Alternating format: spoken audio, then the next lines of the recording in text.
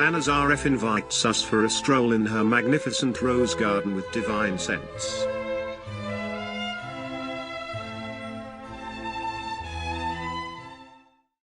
I have planted these red roses here myself about 5 years ago, and they are called Papa Millon, and they are from famous French house of Millon that have been rose growers for about 100 years.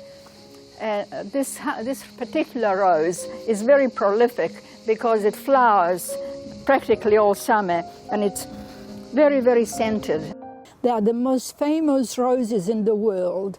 They have been grown for decades and really distributed all over the world to be sold and loved and given to lovers and given to lovers of beauty and lovers of nature all over the world. My favorite Queen Elizabeth floribunda rose. It's been made many years ago, propagated also by French house of Millon, or Milan, as English say. But they are beautiful in many different shades of pink, from very, very light pink, almost white, which I may show you a little later on a different olive tree.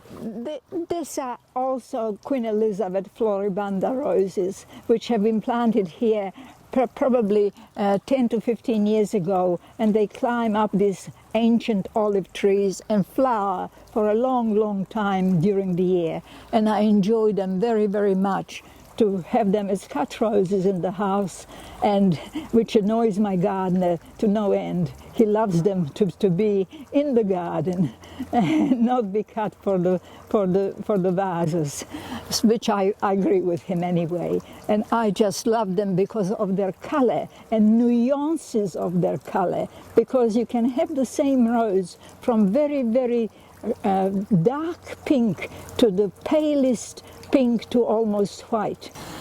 As I spoke before, some of the Queen Elizabeth floribunda roses go to almost white, and these are the ones that are almost white because they are in the shade. They don't get much sun, but they still do their best and flower profusely.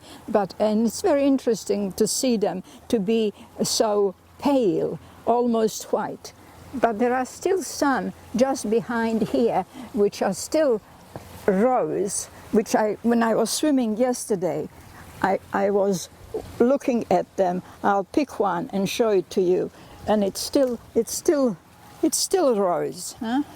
It's beautiful, and it's interesting how on one bush of a rose you can have almost white and pink. Look at it, and it's the same bush, which is totally interesting, and totally nature is so diverse and so wonderful that gives you a surprise when you think it will be all identical, but they're not.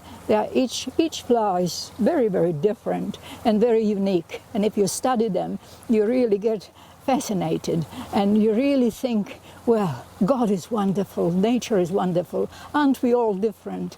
Like people are all different. The flowers are all different. And that is why I appreciate flowers and I appreciate nature.